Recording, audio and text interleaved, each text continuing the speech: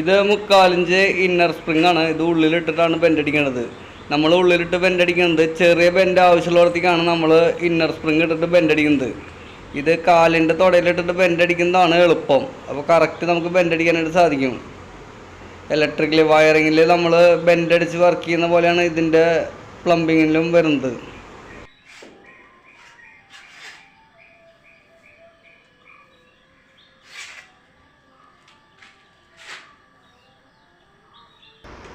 Pipe ബെൻഡടിച്ച് കഴിഞ്ഞാൽ 1-2 പ്രാവശ്യമാണ് നമുക്കിത് നിവർത്താനായിട്ട് സാധിക്കുക.